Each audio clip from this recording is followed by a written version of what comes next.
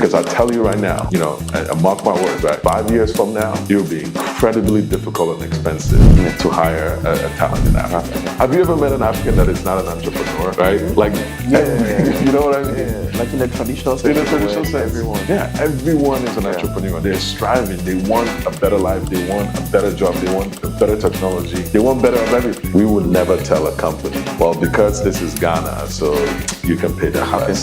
You know what I mean? We have skilled developers that are making $2,000 a month. Are you kidding me? No one can live in Ghana today with $2,000 a month. Are you insane? Come on. Thank you for sitting with me. Absolutely. Thank you for your time. Yeah. I really appreciate you making time out of your busy schedules. I mean, we kept on going back and forth on the time to meet, and finally we got to settle on something. All right, so I would want you to sort of introduce yourself and then share with us your background and your background leading up to where you are currently. Yeah, so my name is Gimbala Sankare. I born and raised in Ghana. I was born and raised in Nima. I grew up in Nima. I was in Nima until I was 13 years when I left Ghana. I went to the US, living in the Bronx. I grew up in the Bronx. Went to school in the Bronx. So I came in middle school, so 7th grade in the US, and went through high school. And I've had a very interesting path and career and development, while in the US, while I was in high school. I started working for Hillary Clinton when she was a senator in New York, working in immigration as an intern. Worked in the presidential campaign in 2008, ended up at the State Department, doing public affairs, public diplomacy work, when the Obama administration came to power.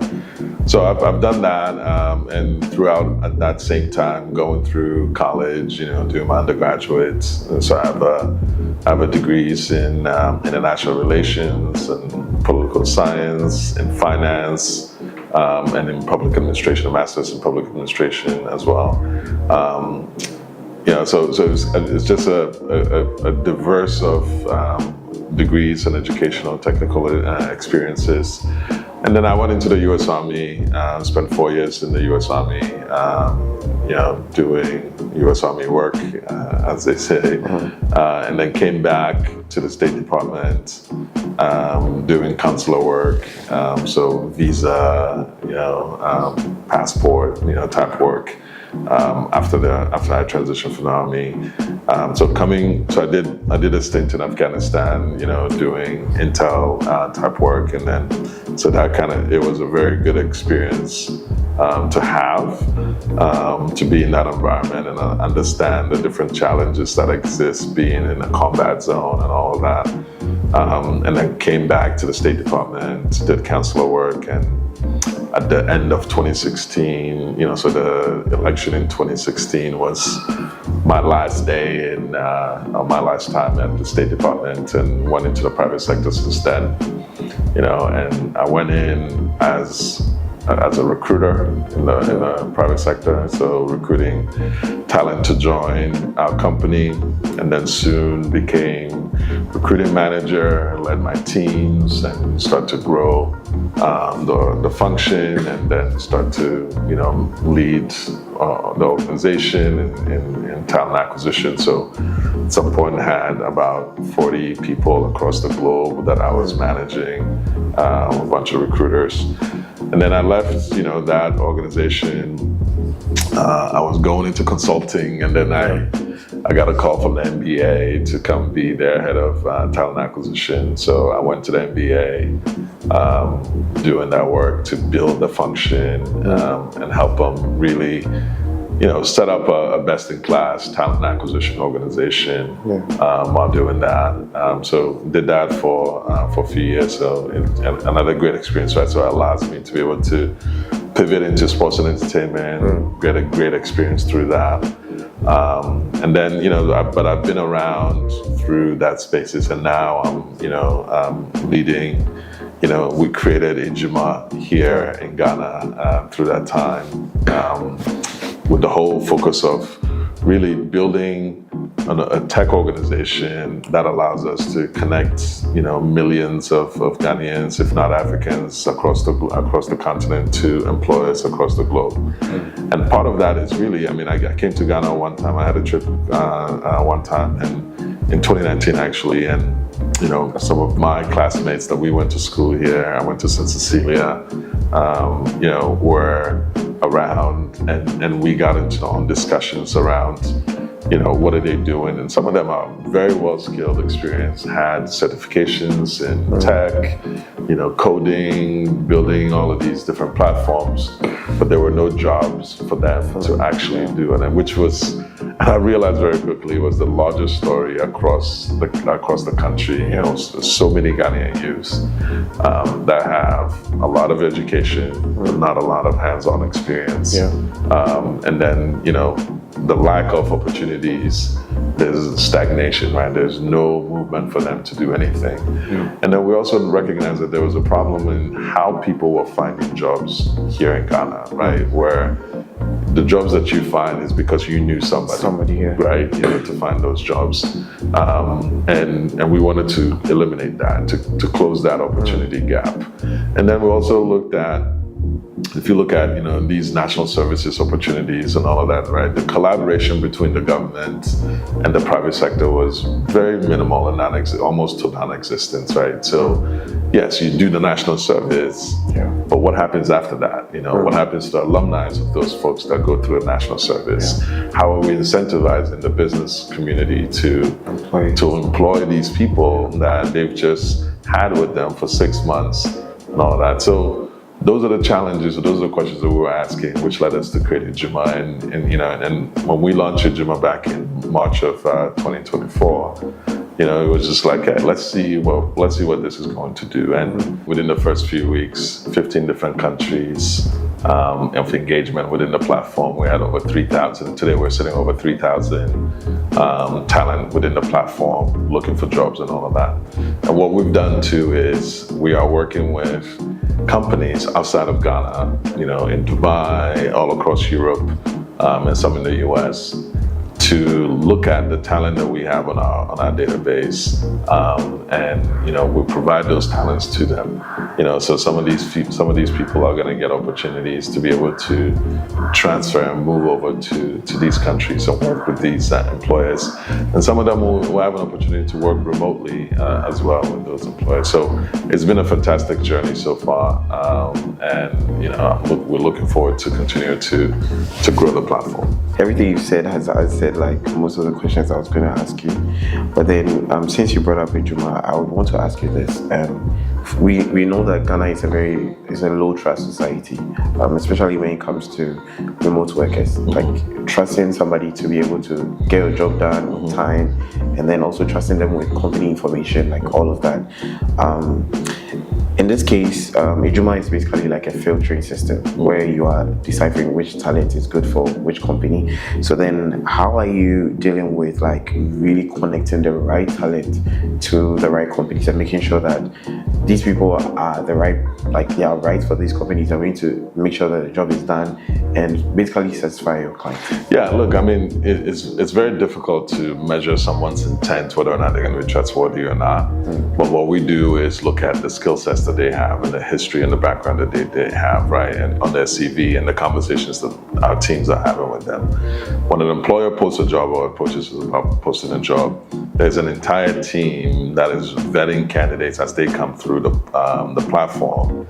We vet these candidates and make sure that they meet the minimum qualifications and the skill set, and before we pass them off to additional reviews to the hiring manager and other folks within the pipeline. So we want to make sure that, and you notice this, right? When you post a job in Ghana, thousands of people are applying, right? So what the platform does is, we have tools in it where, folks will be able to, measure their skill set and get a score that will get passed over to the hiring manager. And then we also have, tools. I wouldn't necessarily say that there's AI tools that is going to filter out or anything like that, because some of those things can be biased. Yeah. So we try to mitigate as much as that as possible. And as we continue to refine those tools, we'll make it available to hiring managers.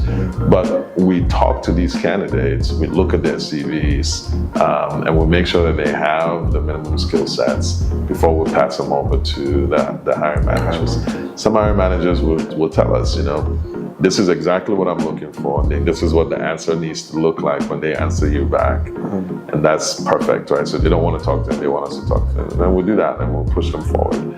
Some of the European companies and outside Ghana companies are very much focused on, does this person understand or speaks English well? Yeah. Do they understand the complexity and critical thinking and cognitive analysis of some of these things?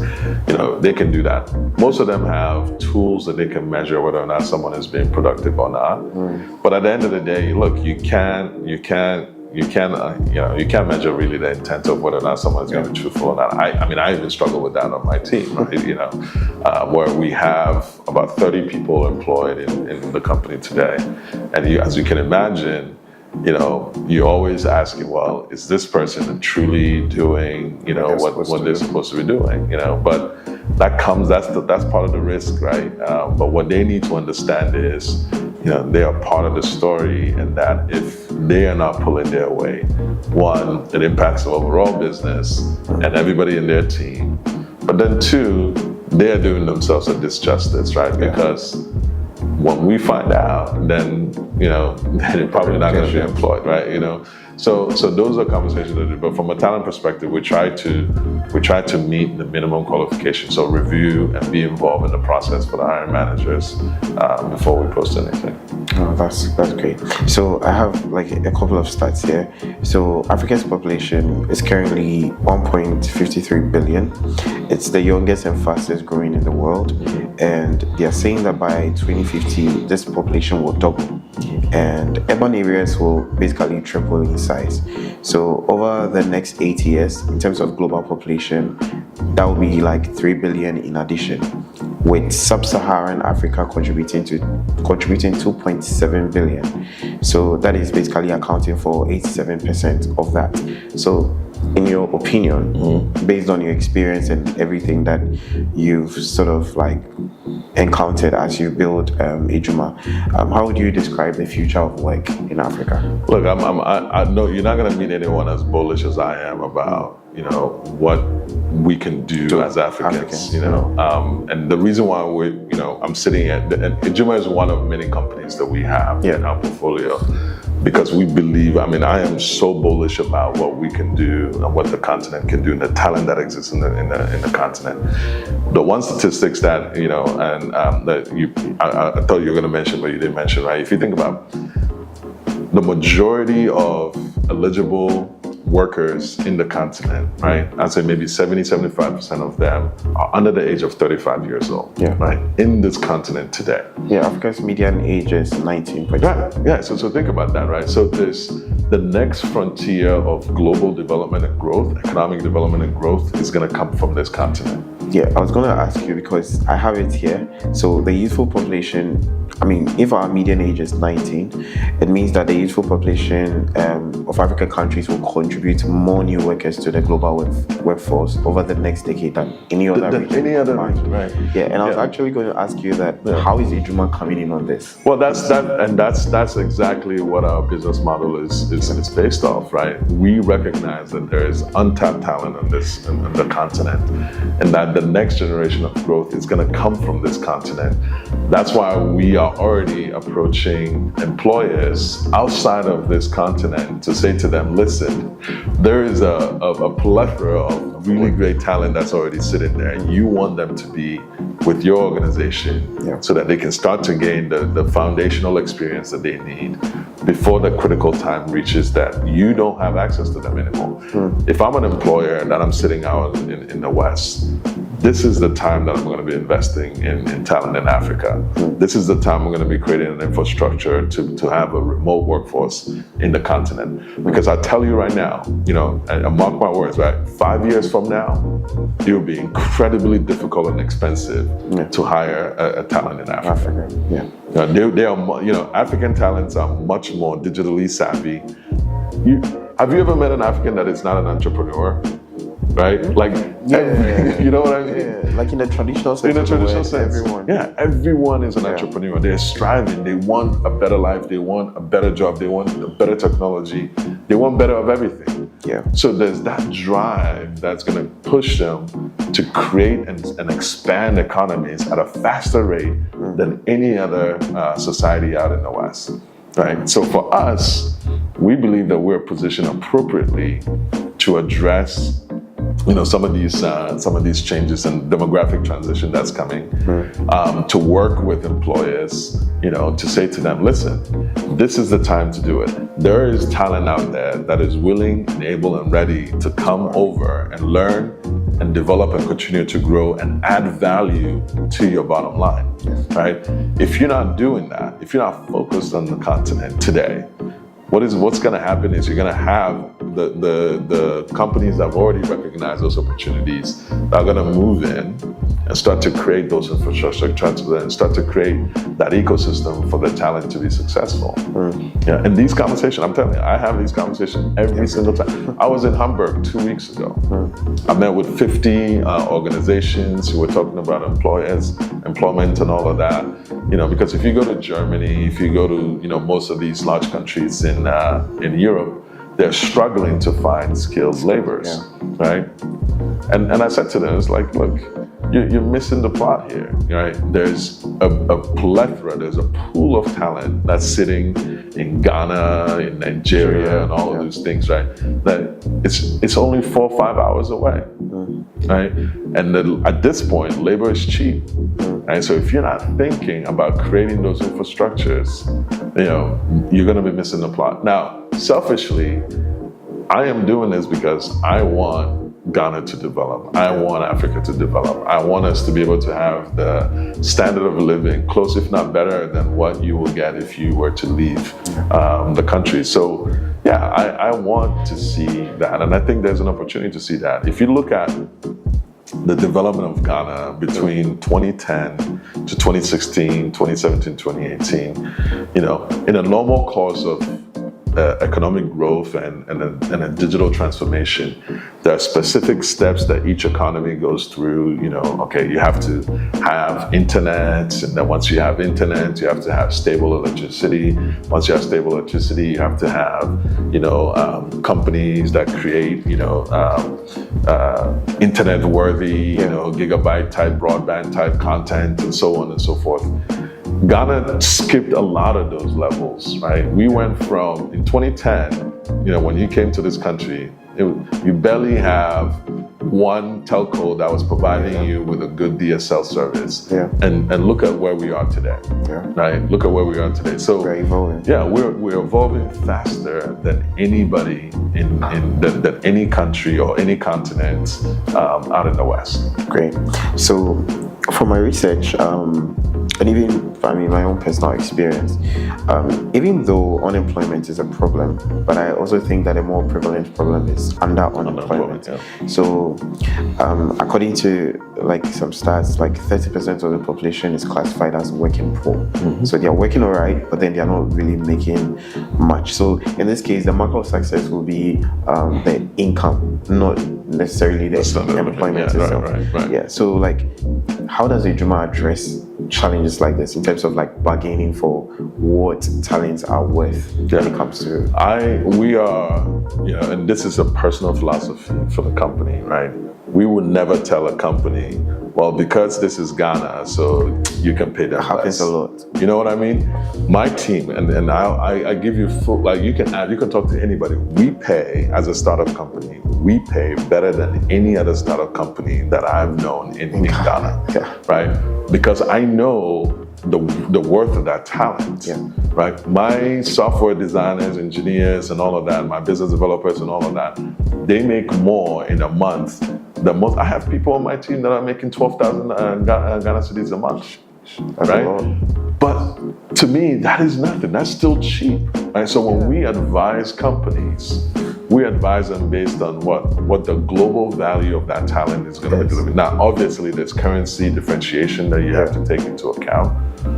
But why are we telling companies, oh, well, you can pay them less because of Ghana? We're doing ourselves an injustice, right? So when we talk to companies, we expect them, to be paying what the value to market, what that rate is going to. Now, obviously, the currency will take some of that away here and there, but you have to get close to what the going rate is going to be in a global marketplace. And I've heard those stories where HR managers, HR advisors, they do it a lot and say, oh, you don't have to pay them a lot, just pay them something. We have skilled developers that are making 2,000 a month. Are you kidding me? No one can live in Ghana today with 2,000 a month. Are you insane? Dude, come on. So those are the things that are part of the consultations that we have, and we'll be very real with them. If one company can pay, another company does, and then we sort out those companies that can pay. And if I am not paying my employees, market rate or better, then they're not going to deliver the services that I need to be able to attract, better companies here. If you work at Adjuma, you get paid well. You come in, there's a chef that's providing you lunch if you're in the office multiple times a week. Some employers will take them on trips and stuff like that. We have constantly team meetings, where the folks are engaged and, are fed and transportation, all these things. I saw a PS5 in the room. Yeah, you saw a lounge. And the lounge continues to grow, right? We have games, and that's the culture, right? The culture that we created, it mimics any tech culture that you go to when you're outside the country, because that's the way it should be. It shouldn't be that because this is Ghana, because this is Africa, we need to, people. we need to, shortchange people and do that way. No, that's not the global market rate. Yeah, this is interesting. I want to ask you, so do you think the future of work is digital migration, where you have people here working for companies abroad, or you also see the development and migration of traditional jobs from an informal sort of sector to like a formal one? Now, the reason I asked this is because during your Reagan interview, you were talking about even the gold seller on the roadside. You want to get him, or you want to get her on like Adjuma to also connect. So how would you explain that? Yeah, I think it would be difficult to go back to the model that we had the pre-pandemic, where you see the 5-day-a-week in office, on site, the formal aspects of working in office. I think the future of work is much more desegregated. You will have a more remote, more hybrid type workplace than anything else. And then you start to look at, it's a skills-based, or it's going to be a skills-based future workforce or economy more than anything else, right? And the reason why I say that, and it goes back to some of the conversations that I've had, if you look at the watches seller that's standing on the road, right? It's an informal type business, but at the core of it, that person knows, okay, this is what expense looks like, this is what profit, this is revenue, this is all of these things, right? They understand also the competition, right, with the other watches sellers, in the neighborhood. They understand how to differentiate the product that they provide and all of that. They didn't go to school for that. Yeah, they also learn like service. They learn the services and all that. They didn't go to school for that. So as employers, when we think in the future and we think about, all right, what is that ideal talent that we want in our organization? It's not going to be, the first thing is not going to be, what, did they go to this school? Did they have these grades? It's, do they have this skill set, to be able to do that? So when I talk to the team as we were developing the platform, it's like, okay, let's not, ignore these informal workers that are out in the economy today, right? Because they also have the skill set that is needed to continue to grow the economy, right? I don't want to get into politics, but the incoming government is talking about a 24-hour economy, right? Why is that important, right? If you think about, today, if you work, let's say you work in a hospital and you had a night shift, right? Early in the morning when you're leaving work, most businesses are not open. But think about that. Think about when you're coming out of work, at 2 in the morning, 3 in the morning, 4 in the morning, there are specific businesses that's catering to that type of person that is coming out of that work. That's why the informal economy is important, right? You want to be able to attract those people and build an ecosystem for them to serve those type of population, right? You have a high-tech employee that is working, all throughout the hours to develop a particular product or anything like that. They also need the medical services at 2 a.m. They need the restaurants to be open. They need the trash, pickups and all of these different things, right? Those things are important. The sanitation pickups, they can happen outside of regular work hours, right? And it's much more efficient that way, right? So that's why those things are important. So it's not too ridiculous to think that you can have a 24-hour economy, because that's where the future workforce is going. Great. What do you think people get wrong about jobs in Africa? That the talent doesn't know what they're doing, right? Jobs in Africa, people are lazy, are not committed to, the work. They don't know, the technology or anything like that. And I think it's incredibly wrong. And I've witnessed it, myself, right? With the folks that I work with, there's no programming language that they don't know, right? Now they may not have necessarily used it, right, every day, but they know the languages, right? And what's key that I see today that I don't see anywhere else. If you talk to an African employee and you said to them, listen, we need to develop X, Y, and Z, the basics. I don't know if you know the rest. I guarantee you, if you give them an opportunity, they will go research and learn it, right? Everybody's learning in this continent. Everyone is learning, right? And it's not just like they're just learning, things that are not important. They're learning things to be able to make a livable wage and so on, right? And when you talk about education, we live in a society where education is highly valued, right? Everybody wants to go to school. Everybody goes to school. I meet people that have PhDs and all of these things, and I was like, okay, so what is the hands-on experience that you have? And they don't have any because they value the school more first, right, than anything else.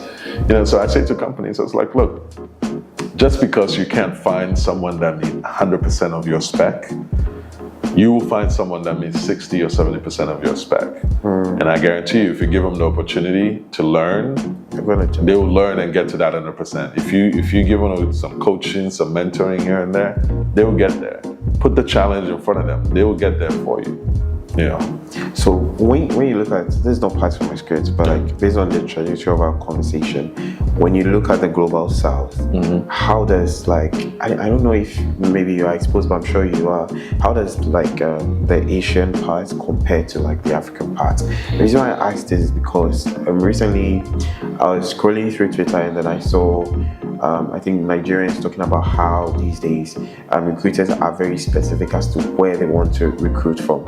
And most of the jobs that ordinarily would have come to maybe Nigerian developers or something like that are rather now going to the Asians, whether it's the Indians or so how does that compare? It comes down to dollars and cents, right? Dollars and cents, right? Where can I grow my business at a cost-effective rate, but also fast, right? The thing about the Asian economies is they move very quickly, right? India is a very good example, right? If you put a business in India, the labor is cheap because they've restructured that entire economy to be a service economy, right? So labor is cheap, and you will get the product much quicker than you would anywhere else, with a lot of quality too, right? how did they get there? Well, they got there because, right, they had great partners in the West, right? They had great diplomatic relationships where they were able to create visa opportunities for their students to go abroad and learn these skills and come back and work in those countries. How many Indian CEOs do we have in the United States? A lot. Right? And then if you think about that, so that entire economy, there's subsidies that are created for that economy, for businesses to be able to hire their own Indians and provide them companies with opportunities to grow products and grow their business. And it's fast, right? That's where the differentiating piece is between the Asian economy, and you can talk about the Latin American economy, South America, and Africa, right?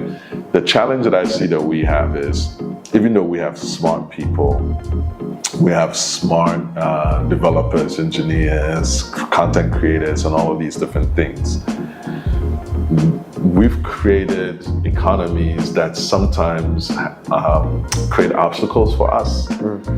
We have more regulations, like almost stifling innovation in a way. So our employees, our talent are not used to, the apps or the efficiencies theories or the experiences that you normally see outside of the continent. Right? So I'll give you a very good example. My team and I were deliberating on a particular product that we want to launch.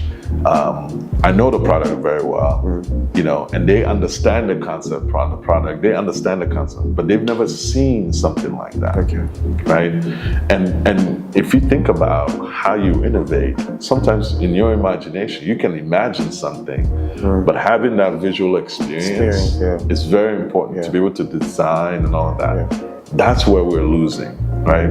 We're losing because we're not acclimated with seeing some of these, we're not being exposed to some of the apps that exist out, some of these theories and efficiencies. And then in turn, what it does is it limits our opportunity to be innovative and creative, and somewhat, stuck behind in terms of some of our designs and all of that. But at the core of it is really regulations, right? We've never really created, the governments, economy of scale of governments, right? That will say, look, you have an idea, just come, let's help you. And if anything, you go to any government institution, or the first thing they're gonna ask you, well, do you have a license? And I was like, well, I don't have a license. I'm a new, entrepreneur, new startup company, and you're asking for a license. The license costs, thousands of Ghana cedis or dollars in a way, right? Or they'll tell you, you need to have this certificate, right? If you go get this certificate, that's $15,000. Like, how are you gonna afford that, right? So those are what I mean by, we're creating obstacles for ourselves that you don't see when you leave the continent, when you leave Ghana, right? When you go out in the West, as a new business, as a small business or a startup company or anything like that, you're not paying taxes if you're not generating any revenue. It's incentivized. It's incentivized. The tax code is incentivized for you to create, spend money, be innovative. And innovate. At the end of the year, you file your taxes. If you spend expenses, some of them can be refunded back from the government, right? Those are incentives that our government is not thinking about, right? We don't have those structures. So if I'm a business, I'm thinking about all of those things, right? Where can I put that business? What is the ease of regulation there? What are the fees associated with that, right? And is the talent pool available for me to be able to do that? If you can answer yes to all of those questions, then you know exactly where you're gonna go, right? And that's where we're missing, right? Yes, we have a pool of talent, but we don't have the structures, the economies of scale. We don't have enough of the less regulations to allow for these businesses to come in and connect to that talent. Yeah, this is great. Because when I think about what you are doing with Adjuma, basically you are sort of like an infrastructure builder. Yeah. Because I think one of the things that we always complain about is the fact that there is lack of infrastructure. Yeah. So if I were to get a job, maybe I'll probably be on LinkedIn trying to find, or I would reach out to somebody. Do you know this? Do you know this person? But then there's a case that you are building an infrastructure. Absolutely. Even though it's a business, Yeah. but then first of all, it's an infrastructure that would link somebody who doesn't have a job to sort of get a job. So yeah, and if you think about the LinkedIn's and some of these platforms that were created out in the West, they don't have the local nuances. They don't understand. Yeah, they don't understand the local context. Yeah, exactly, right. So the challenge that you have is if you're Ghanaian looking for jobs and you go on LinkedIn, what you're seeing usually is out of date, right? There's not enough information. You can't compete, because it's open to global, right? And no one really, it's a big company. No one is really focused on all of that. Our platforms were built by Ghanaians, are managed by Ghanaians on a daily basis. If you, there have been instances where people will submit as they build their profile, they submit a CV and it's all messed up. Yeah, I was going to ask you. Yeah, folks on my team will call them like, hey, what are you doing? Like, hey, put in your CV. Let's help you. Let's give you these details. You put in. So in this case, is this also like embedded in the business where you are sort of helping like talents to hone their CVs? Absolutely. It's all part of the development, right? So you can go out and seek for a job if you are not necessarily ready, right? The packaging of yourself, right? It's not necessarily ready. I learned a word this week in Ghana through the whole Shatawale. Yeah. It says settings. It's all about settings, right? Yeah. So your settings need to be right, and that's what we do, right? We have conversations with talent and talk about, hey, your CV this, your CV that. And what we hope to do in the future is partner with a lot of the higher education institutions where we can be on campus, provide much more of these learnings and all of these different things, and get you set up for a global economy. Yeah, this is good. I'm sure you know about Old School in Nigeria, for instance, where it's basically they teaching young Ghanaians like tech skills and stuff like that. Like, do you think Adjuma would go into that direction where you have you bring people in and then you sort of teach them certain skills that are demanded in the market? Yeah, absolutely. And I have a bunch of friends that work in corporate America and some of these companies that are eager, and some of them are asking me, hey, can I bring people in? We want to do. So we're looking at sometime next spring. We'll do a little. We'll do a workshop, a couple of days where we'll introduce some of these folks. They'll come in and they will do, these workshops and trainings and all of that. Additionally, we have a foundation as a company, my own family foundation. So through the foundation, we pay scholarships for folks to learn education and all these different things. We're also focused on the empowerment of women, right? So we help other women entrepreneurs that have businesses, we'll help them, with some funding and capital, they can go in and run their businesses. Housing is another issue, right? So through the foundation, we have a real estate portfolio where we're building multifamily units to address housing. Food scarcity is another issue, so we have programs that will be addressing that, and climate change is another issue that we are going to be introducing, more clean buses and stuff like that to help with public transportation and all of that. So it's all part of, right? So you talked about, when you asked about infrastructure, that's a lot of where we're focused on. Specifically for me, I'm not someone that likes to wait for government to do something and get their act together, right? We have the means to be able to do it. We have people that are interested in doing some of these things. So let's give them an opportunity to do that. So the money that comes into the company, 20% of that goes back into the foundation, and it feeds and it does all of these other initiatives, right? Because it's important for us to be able to do all of that. Yeah, that's wonderful.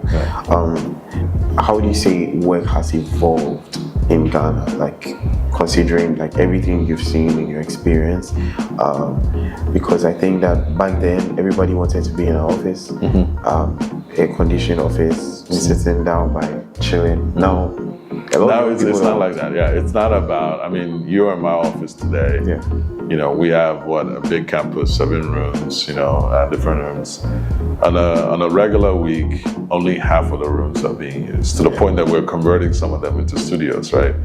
But that's okay. With the type of work that we do, that's okay, right? And that's the evolution of work. You can't expect the best talent is not going to go sit in an office for 5 days a week, 8 to 5, sitting in the office. Think about the lack of infrastructure that exists in Ghana today, right? There's no very minimal public transportation, right? The cost of, right? The good internet, right? Cost of food and fuel and all of these things. So employers have to think creatively about what is that. It's much easier sometimes to allow that employee to work from home. Maybe they'll take a little bit less pay with the flexibility to be able to work from home. Because think about it, they don't have to pay for transportation and all these expenses. And so we factor all of that in, right?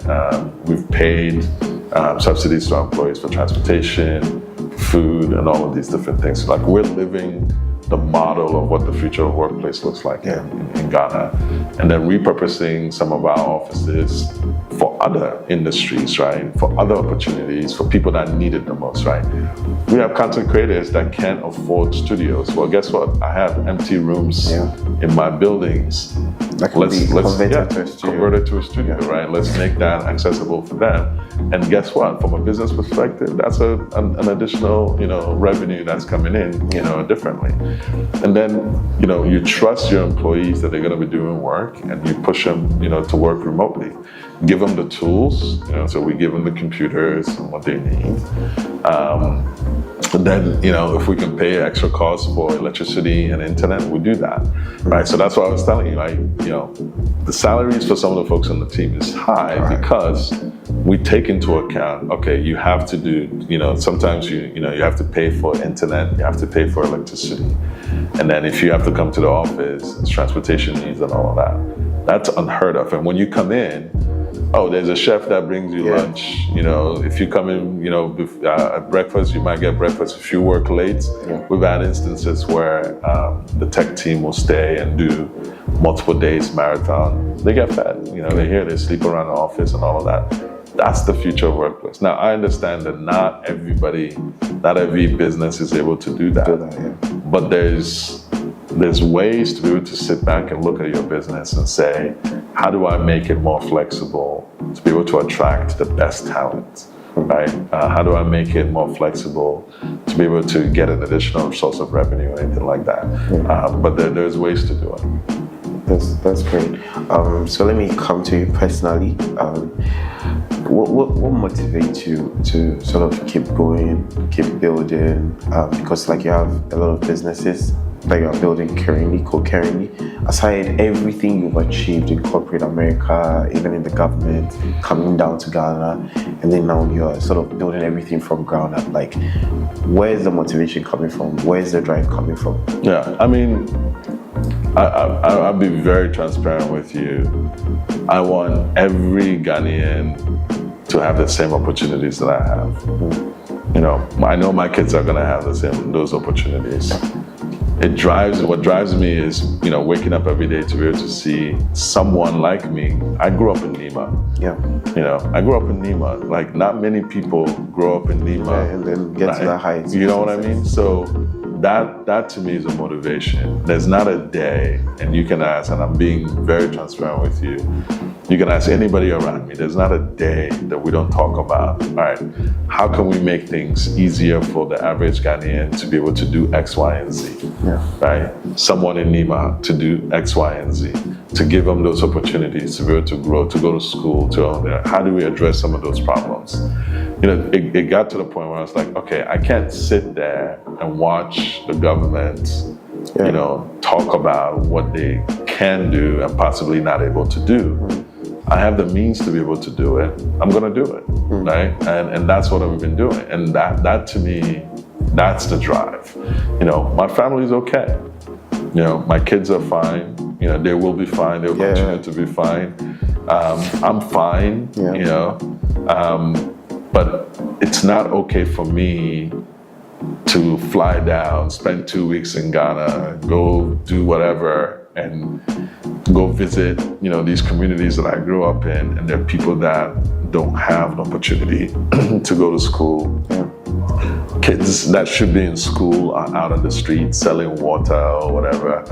You know, parents that can't afford all of these different things, places to live and sleep, food to eat, and all of these things.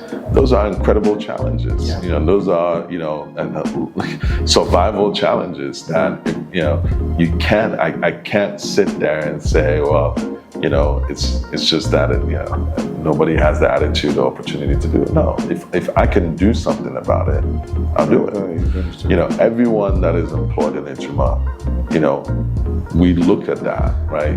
Do you meet the values and the morals of what we are trying to accomplish as an organization?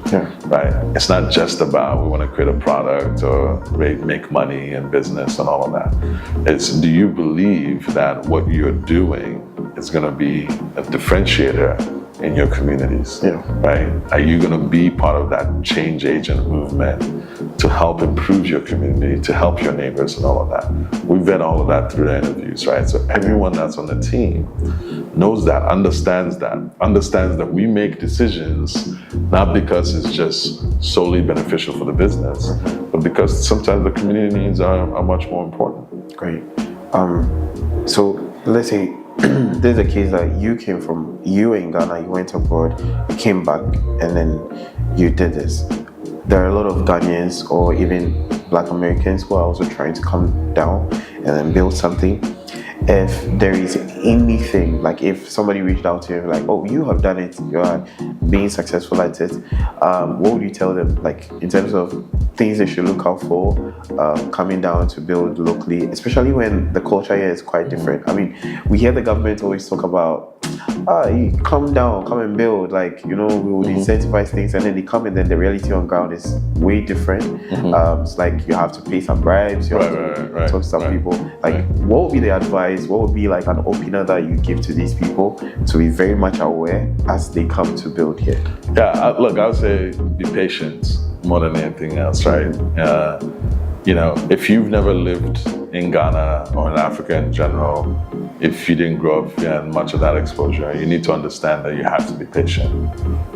Sometimes some of these ideas and functions that are much quick to come to and get solved in the West doesn't work that way here. Ghana is a relationship-based economy. It's a relationship-based anything, right? If you need anything done, You need to know somebody. You need to have that relationship. You need to know somebody. Now, some people may pay for it. You know, some people don't necessarily have to pay for it. But you need to understand that there's a balance there, right? You know, it's okay. Can I pay 50 Ghana cedi to get something done and get it done? Absolutely. Yeah. But would I pay 1,000 Ghana cedi, 10,000 Ghana cedis for something? Absolutely not, right? So there's a balance, you know, to it. But you have to be patient. And then you also have to understand there's some level of customization that needs to happen. What works for someone in the US, in Europe, may not necessarily work for a Ghanaian, right? Or someone sitting in Nigeria or anything like that. So you need to customize these ideas to make sure that it works, right? You understand the market insights that you're gonna come into and the people that you're trying to design a product and the value that you wanna bring.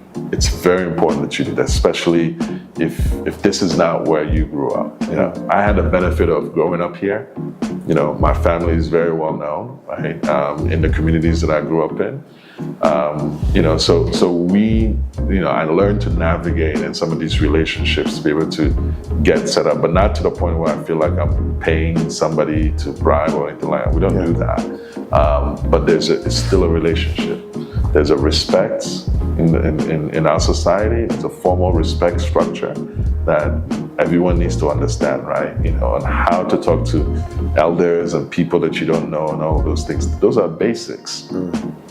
But don't come here thinking that, oh my God, there's all the money to be made. I'm gonna be a greedy capitalist and come here and do that. No, that's not gonna work. We still care about people. We still care about having a balanced work-life balance, right? People, you come here during Christmas, holidays, most Ghanaians have taken time off, right? Because it's needed. They need to reset and reconnect with their families. Those are important. May not necessarily exist out in the West, but here it does. The family unit and the community is very important, right? So you need to understand how your business fits into that.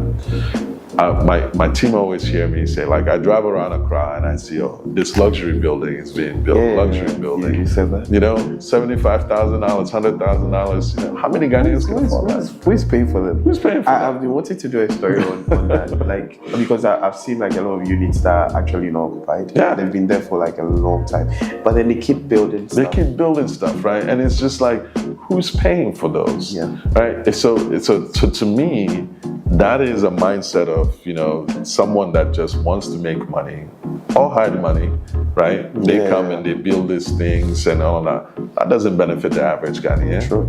Right? So you have to think about that. You have to think about, how is your business supporting the community? And are you okay to know that you're not gonna make billions of dollars, initially, right? But the impact that you're gonna make is what's important. It's more of like the reality of goodness, not the perception of it. Not the perception of it at all. If I cared about, how much money we're making, we turn over every year over year, a lot of these things that we're doing, like that's not a good business mindset. But that's not it, right? I'm looking down the line and say, okay, 10 years from now, the opportunities that I'm giving people today to work for in my company, opportunities for them to work in other companies, they are the people that are going to grow this economy and this society and so on and so forth. They're going to gain experiences that we are going to need as a country to diversify and grow this in this country. So that's just me. That's just the way that I think, what benefits me. And anyone that wants to come, bring your business, bring your ideas. We as business leaders in these communities, we need to start to come together and say, okay, how do we create infrastructure to allow for new ideas or new entrepreneurs when they come in, there's a structure for them, to do that, right? But not just them that are coming in. There are people here trying to that have ideas. So hard. You know what I mean? Half of my team is always pitching ideas to me every week that they've been thinking about, right? But there's no resources, there's no capital, none of that. So how do we support them to get these ideas out? And then how do you support the ones that are coming in too? Those things are important. We have a lot of young people completing university, coming out of the university. What would you say that they should look out for as they enter the job market? It's in the sense of like, how like getting a job or the kind of skills they should probably pay attention to. Look, I'd say, from my experience working with folks here in Ghana more than anything else, if you're coming out of school, be very curious. What do I mean by that? Asking a lot of questions about, hey, what is the business? How are you successful? What are successful? What are the challenges? What are the risks? Ask those questions. Be curious. Not to cut you off. I think that our culture we are not used to being adventurous in the sense that people are not willing to pivot from what they majored in school, especially when it's not working. When it's not working. And that's the other thing I was gonna say, right? Be curious in the sense that you may have to learn something completely different than what you're doing in school, right? And that's okay, because that's what the market requires for you to do. You will be much more successful being a chameleon and adapting to the different challenges that comes to you in this environment than someone that just wants to do the same thing over and over, right?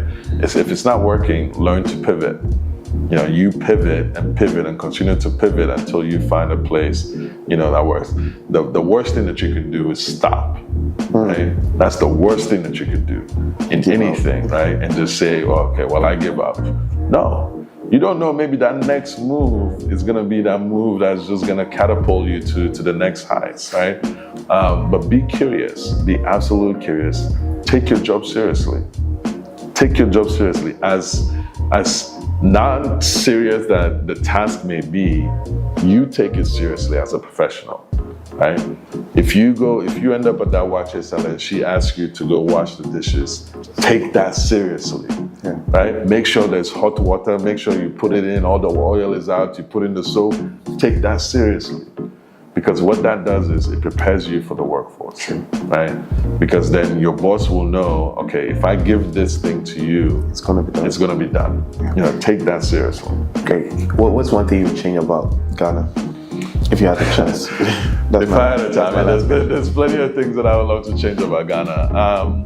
The most prominent. The most prominent, man, that's tough. There's so many in it.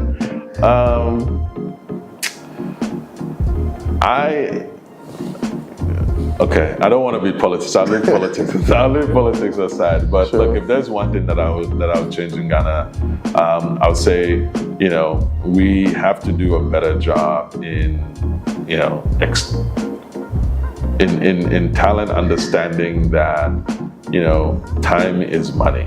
Sure. Right? That Ghana man time, that gotta go.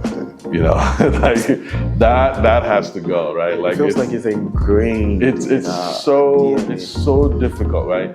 I wake up at 7. You know, if I have a meeting at 9, I want to be there at 9 o'clock, not 12 o'clock, not 11 o'clock. Like if it's 9, it's 9. Yeah, right? my personal philosophy is that if somebody gives you a time, be there on time, because it's a showmanship of respect. That's respect to the person. Simple. So like, I mean, coming here today, like I left home like 9:40. Yeah. And when I was getting here and it was getting to 12, I was beating myself in the car. Like, bro, just speed, right? But at least, you and I were in communication, right? Yeah. So even if you tell me, hey, look, I'm stuck in traffic or something, right? But some people wouldn't say anything, right?